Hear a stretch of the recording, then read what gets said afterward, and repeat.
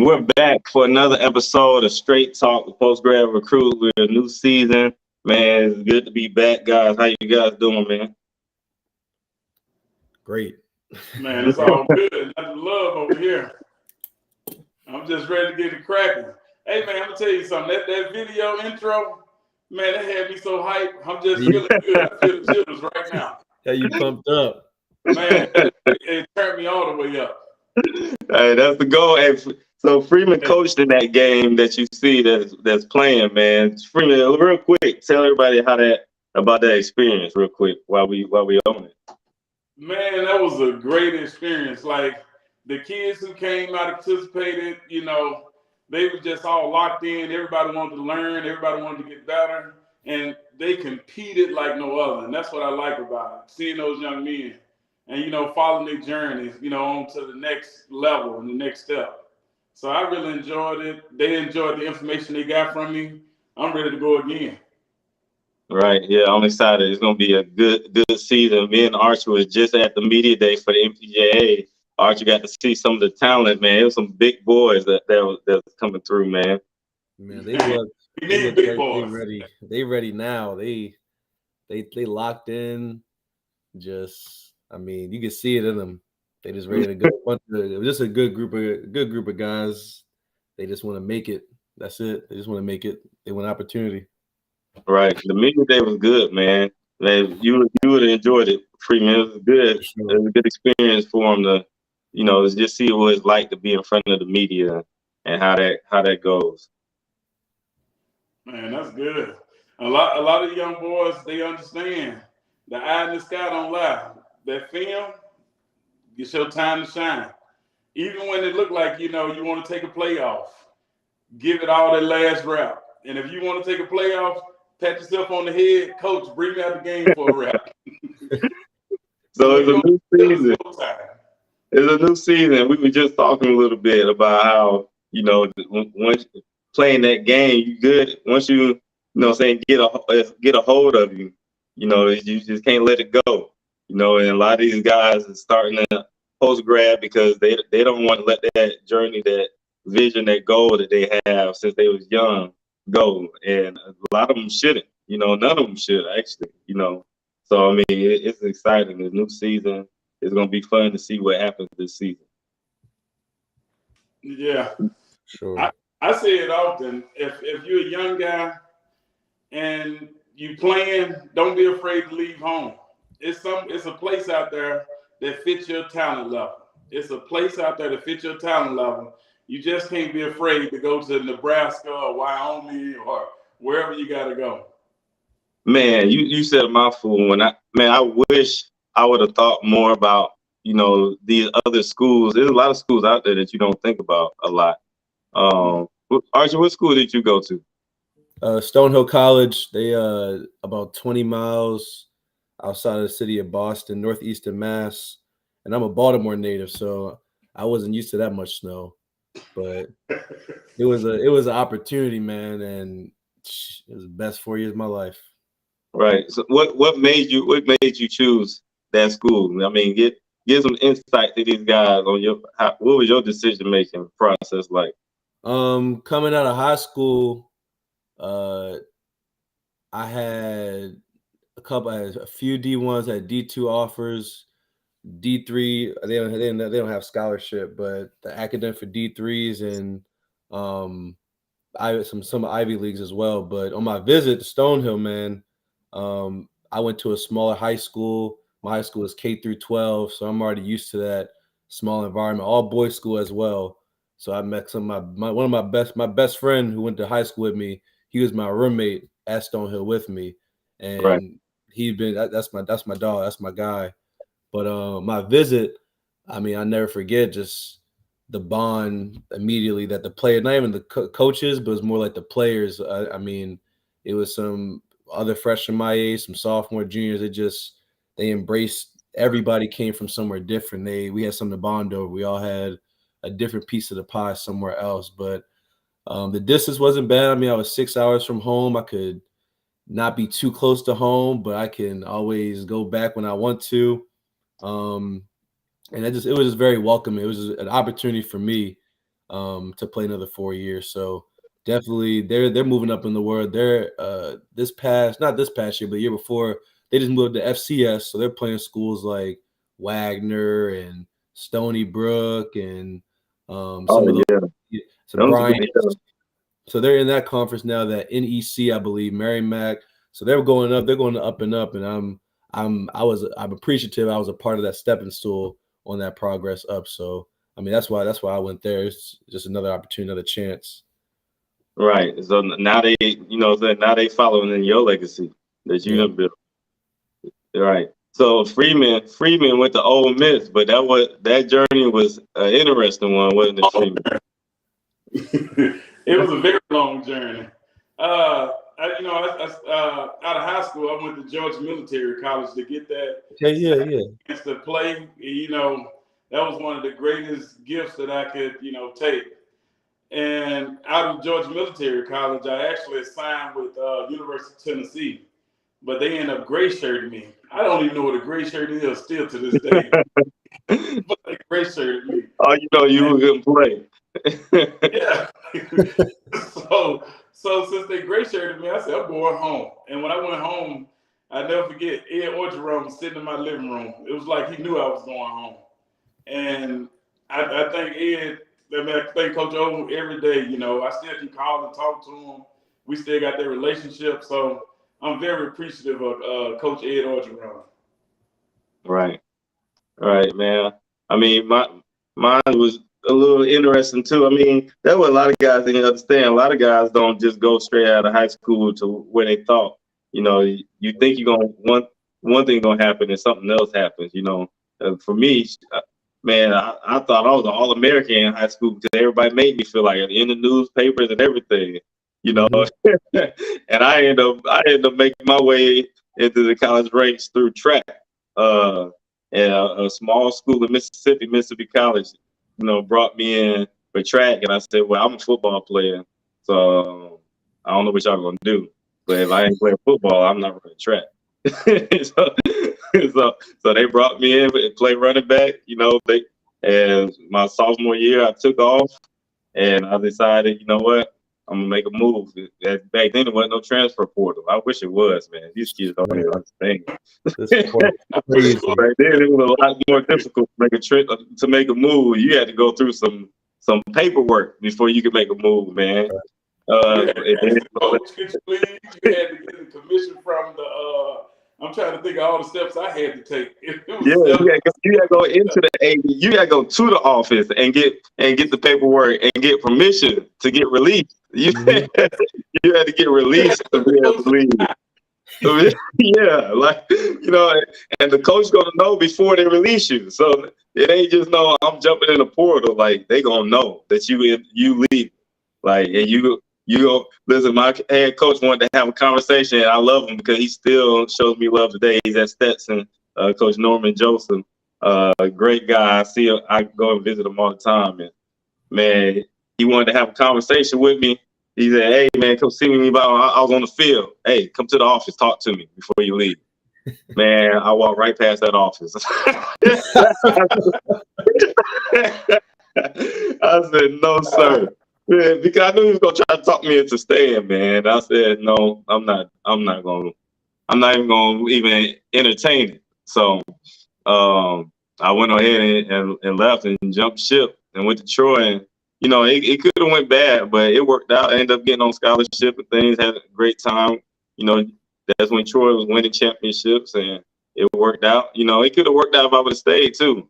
But that's one thing that a lot of guys don't have is, and I didn't have somebody in your ear and helping you to make those decisions, and weigh the pros and cons. I could have been a big fish in a small pond, and possibly went to the NFL from there, but I wanted to go and jump into the ocean with the bigger fish. I want to go with the sharks, and that's a lot of kids. They think they want to play with them sharks, but it's a different world out there, but it's a different world out there. You can be a big fish in a small pond. Kevin Larkins Jr., man, he went to Livingstone College, and now he's at Kentucky. So I mean, it can happen, but you just got to stay the course. And that's the strongest thing right there. Staying the course. You got to understand, like what you was just saying. People have so many people in their ear telling them you need to do this, you need to do that. Your talent level is here. What they need to understand is it doesn't really matter where your talent level is. Well, it matters where your talent level is, but it's do you fit the system that the school is trying to that the school want to recruit you from. If you fit that system, it make it a lot more easier. And when I sit down and talk to college coaches, number one thing they want to do is they want to go to winning programs and see, are you winning? And once they see the winning program, you got that winning mindset. Now they want to bring you on their campus. Now, in my case of seeing talent, I've been on teams where I've had greater talent on losing teams, but the talent didn't know how to work together. And I had less talent on winning teams, and the winning teams are the ones who got the most scholarships. And everybody wants somebody as a winner because everybody wants to know when we're down in the fourth quarter by 20 points, can we go and win this game? And that's how I won my first national championship in junior college. We were down 20 points, and we came back and won that game. Wow. It's that mindset, can we win? We will win.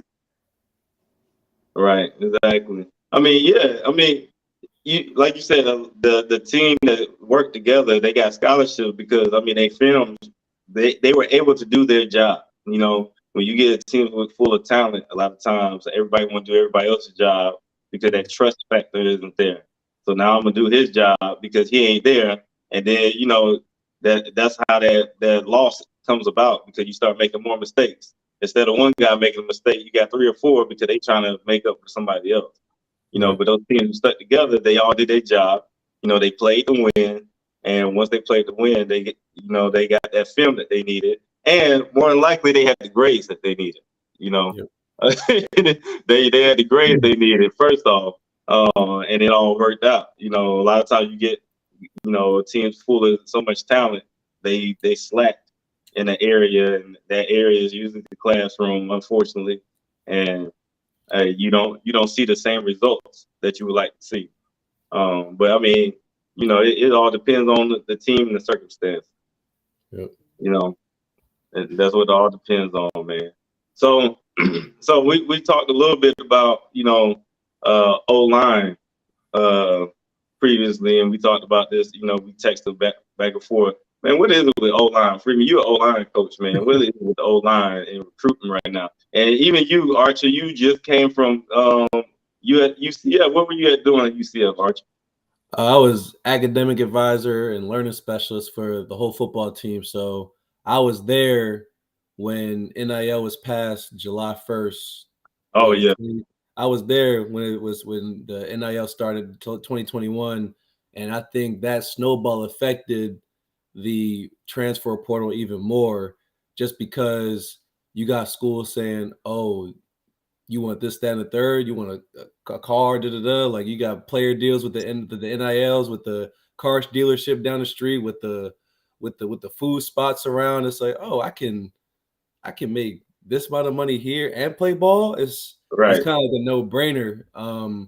But I feel like it's a good and the bad. With the NIL, you're giving kids an opportunity to make that money, because some kids, they come from the gutter, they come from the trenches. They don't have that type of money to give back to mom, dad, grandma, family members to take care of them back in their homes. So you don't know, every kid's a different situation. They come from a different home. Every kid has a story. So yes, you have that part, which is phenomenal. Yeah, pay these kids. These kids are risking their bodies on the line every other play, but the other part, I see the downside, which is more what the NIL portal side is. They aren't, like y'all talked about, staying that course. It's like they want to go somewhere now, and some do. It makes out. Some do go right away and play, but some are just like, I mean, what are you leaving for? What's going on? Right. But, it's a lot going on, right? It's just a lot, and I feel like it's a lot of change. I always say change is good, but I'm interested to see how it will continue in the next couple of seasons. Man, I'm on your side with it. But I wish the NIL was, back in my day when I was. Let me tell you this. Absolutely. Smile on my face. I always smile. I took pictures with the little babies. I did all of it. Got the autographs, coach, all that good stuff. The media days and all that stuff. Yeah. We had to do all. If we lost a game when I was at Ole Miss, we still stayed out there and signed all type of autographs.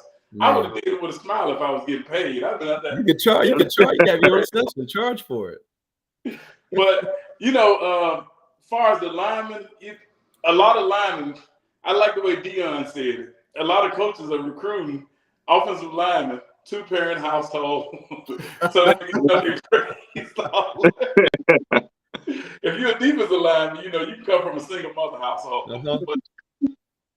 Man, hey, let's touch on that real quick though. How y'all feel about that? It's old news, but how y'all feel about that statement, man? You think it's a true statement? I know what he's saying. I know what he's saying. I know where it came from, but it's going to touch a couple people. You know it is. It is. But I mean, you want them to be ferocious. You want them to be just mad and out of their mind. Just get to the ball. Want them to be playing for something. They got to think. They got to do a lot of things. They got to work together. Yeah. Hey, this is coming from an offensive lineman, so hey, y'all, he ain't being biased or nothing. Nah. So people listening, he ain't being biased. He an old lineman. Well, really, he was originally a D-line guy. Oh yeah, I was. That was my claim to fame on the defensive line. Yeah. And I miss those days. Let me tell you something. Oh, I thank God for what the coaches did to me. We were getting ready to play in the national championship against Coffeyville Community College out of Kansas, and our starting right guard got hurt around the second or third quarter. Now I played offensive line and defensive line in high school, and I was always faster, and all the coach needed me to do was pull. I said, Coach, I can do that. We're going to right. And I did it too good, and I never seen the defensive line again. So you took yourself out the position. Right. Yes, I did. You took yourself out the position. Oh, and I was doing great. I had Georgia interested in me. I had Alabama was interested, USC. Like I had the bigger schools on the defensive line. But soon I switched over to offensive line. The first school that came in and offered me was Stillman College. And I was about to sign with them. I was really about to sign with them. Mm-hmm. But a school from the DC area, Moorhead State. Moorhead, yep. Moorhead State, you ever heard of it? Yeah. So they came in and they offered me, and I was like, okay, this is a bigger offer, but I think I'm still gonna go with Stillman. And Tennessee, I didn't even go on a visit. It was like they offered me, my coach called me and said Tennessee offered, last minute offer, and they want you to sign with them. I said, hey, no problem. So I went ahead to sign the paper because I'm a Tennessee boy, and playing for my home state would have been the biggest thing ever. Yeah. But I miss I would tell you, I actually wanted to transfer when I was at Mizzou. I wanted to transfer to Memphis, actually. That's where I wanted to transfer to. I was looking at rosters. I wanted to go to Memphis. I don't know why, but it was something that drew me to Memphis. And I chose Troy. And the only reason I really chose Troy because I had a homeboy from high school that said he was going to Troy. I was like, man, if he can play there, I know I can play there.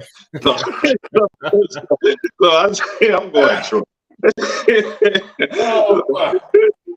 I know I'm going to Troy too. But nah, he looked down and got me in touch with the coaches and stuff. And after that, they welcomed me.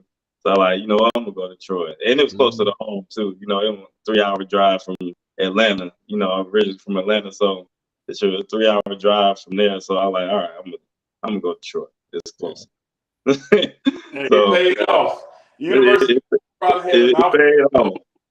But it's just crazy how, and I said that it's just crazy. That's the mindset, when you that age, when you that age, the things that make you make decisions can be wild, man. Yeah. Like not even a logical decision, just just off of pure emotions and what you know at the moment. Saying not even on the facts, just the information make you make decisions. And that's one of the things that is good with guys going to post grad, because they get around a group of men that can help them make better decisions. Make more logical decisions. Because I've had guys who have not done so. They have not made very logical decisions, man. Yeah, I mean that's why I think that's most reason why nowadays they jump in that transfer portal. It's not a lot of thought into it. It's like, right. Well, if I don't play my first year, I'm out. Or let me not. I'm not trying to sit behind X, Y, and Z. I'm out. Let me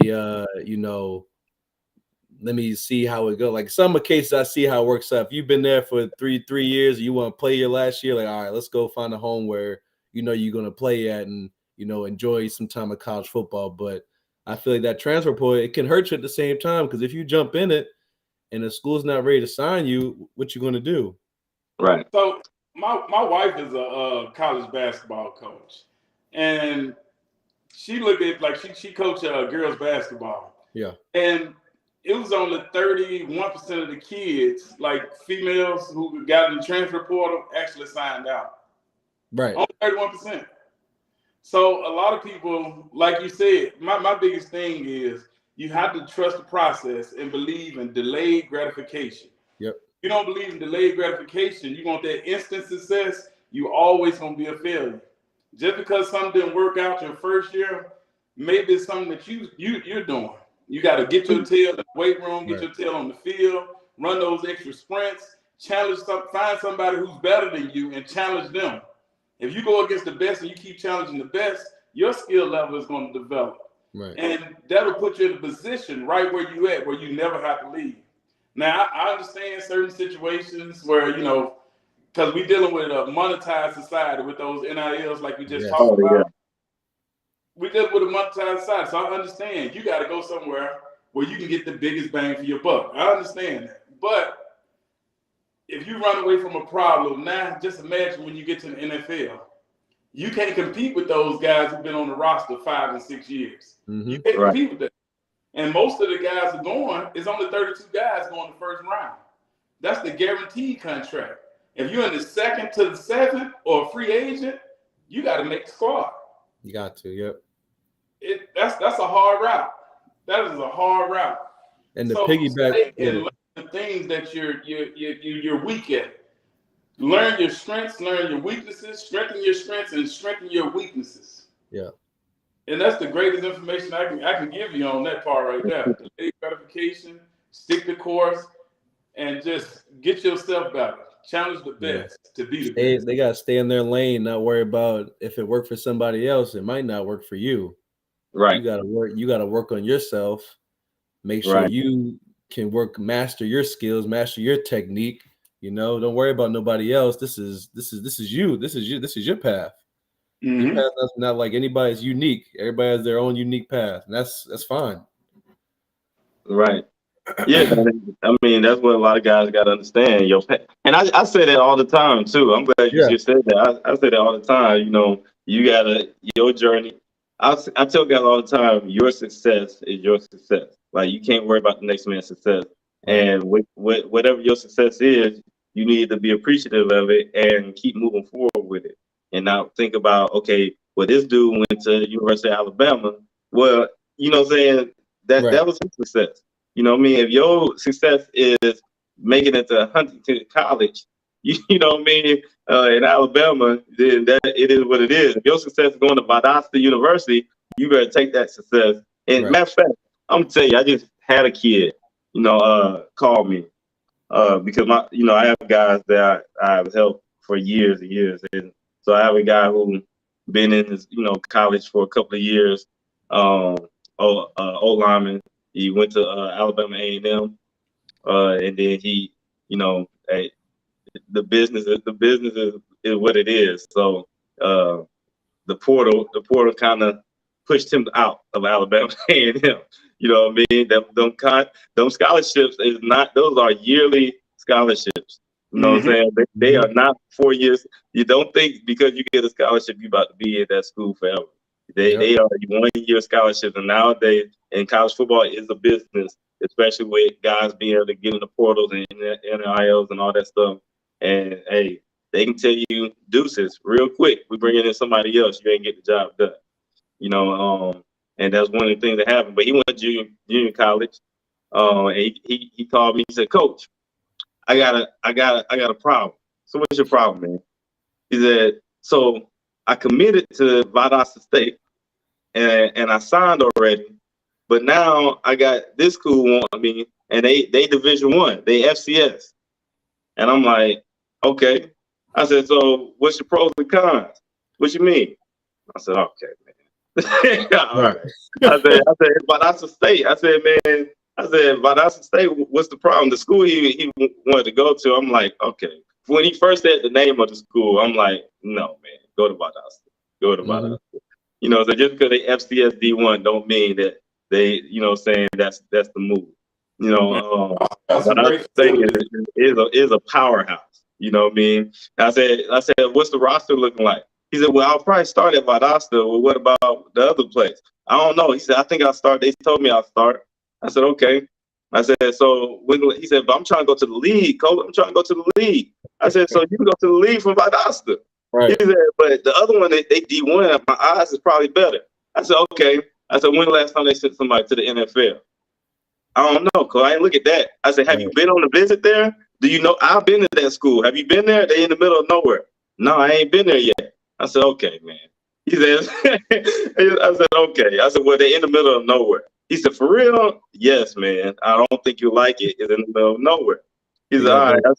I said, but who the last person went to NFL from there? He said, shoot, it was like, dang, Coach, it was like maybe 6 years ago. I said, all right, what about Valdosta? Shoot, they just sent somebody to the league. I said, so how you gonna say Valdosta can't get you to the league when they sent somebody more? He said, matter of fact, they done sent about 2 people to the league. The other place only sent 1.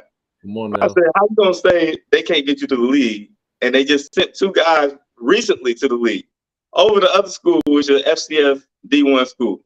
Like, make it make sense to me, man. Make it make sense. You right, Coach. You right. Dang, Coach, you just made it hard. Cause I really want to go D1, Coach. I said, but it don't make sense to go D1 if that's your option. I said, if that's your options, you need to go to the D2 school because they the ones that's gonna get you to the league. I said, let's make it make sense, man. And you gonna play. I said, so what you saying to me doesn't make sense. You know, he said, you right, Coach. You right. Dang. But if I wanted to leave, could I? I said, you could, but you're gonna put yourself in a hard situation. He said, all right, I'm gonna just stay. I'm just going to Valdosta.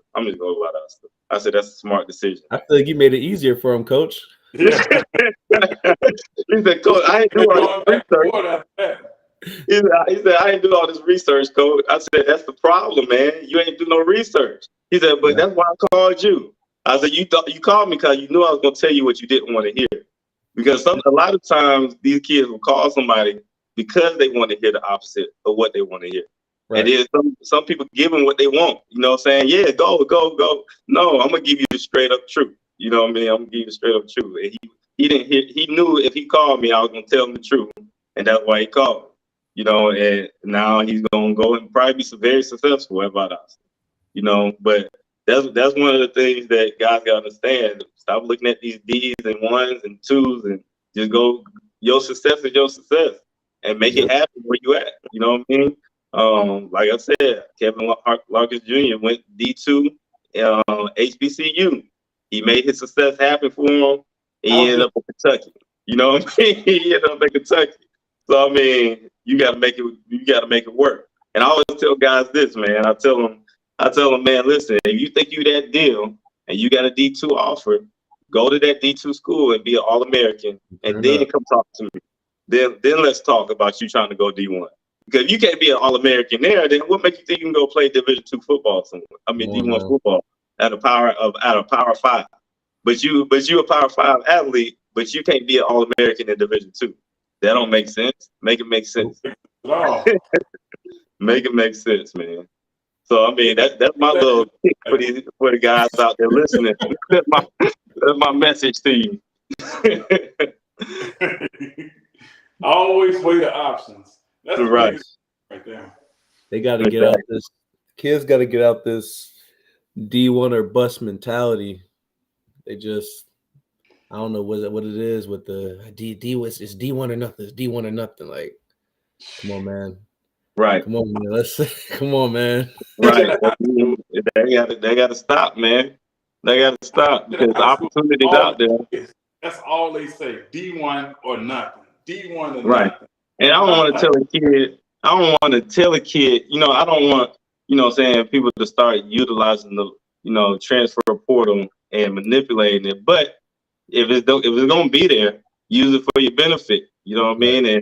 And like I said, go be an All-American, D2, D3 All-American. You do that, you got to make them recognize you. I mean, Archie, we just talked to a DB who said, what he said? He said it's not fair. He said football is not fair. Yep. We talked to him. He told us football ain't fair because he feel like he overlooked. It ain't fair because of politics. Yeah, he said it's politics, and it's and I'm like, well, are you making them? Like, you gotta make them see you. Like, you know what I mean? Like, what? You know what I'm saying? He can't. He told us he's out of shape. He can't. He's out of shape. Archie, Day one, and we like, man, And I asked him. I said, so your previous team didn't get conditioned, but what stopped you from conditioning them? But you say it's unfair. Football is unfair, but you ain't doing the extra work to condition. You ain't doing the extra work to have your technique right. You just doing whatever your coaches do. That's the minimum, the bare minimum, and then that's supposed to be good enough. But you're gonna say football not fair. That's not enough. I tell people that all the time. Make it make sense, man. That's it. Just make it make sense. I made all my seniors who had scholarships stay and work out and train at the school until they left. What was it, June the 17th to go to school. If you guys don't train seriously, and when you get to that next level, if you don't have nothing extra, you're gonna go in there and you're gonna look like a representation that's not yourself. That's automatically gonna make them put you on a red shirt and hold you back for a year. Yep. And they need to understand, if you want to, you got to look at yourself as a business. It's good on the football side where you waving, shaking hands, signing autographs, but you have to put yourself in a position where when you come on their campus, you working your way up that depth chart. If you come in out of shape, you are in the back of the line. You need to come in where, oh wow, this guy, look at that. He made all his 110s on time first week. He made the conditioning test look easy. Yep. Right. Great. He was very strong. Squats, bench press. He did everything great. Like, if you have those little tangible things, and then when you have the individual work, his technique was great. He knew how to turn his hips at this point. He knew how to kick at this point. He knew what degrees to go for each set. You have those little tangible things like that. That's going to move you closer and closer to being on the field. So if you feel like your talent is bigger than where you are, you have to make sure you're training to put your talent in that position. Right. Right. Absolutely. For sure. Man, I ain't gonna keep you all night. This is just a little preview of what we got this season, man. This was a good talk, man. It was fun. I liked it. We got started a little bit late, but it's all good. We made up for it. It was a good talk. So, I mean, hey, every Wednesday night, you can catch us 8:30 right here, Straight Talk with Post-Grad Recruits, streaming live on Twitter, YouTube. We'll probably make our way to Facebook as well. But, hey, we're going to be doing some interviews with players. We used to do coaches, but we're gonna interview the players this season. We're going to do something a little different. We want to hear what the players have to say. The post-grad players, the players that are in college that played post-grad, players who are coaching that was once in post-grad. So we're gonna talk with those guys and see how their journey went and get some knowledge from them. But it was a great talk, man.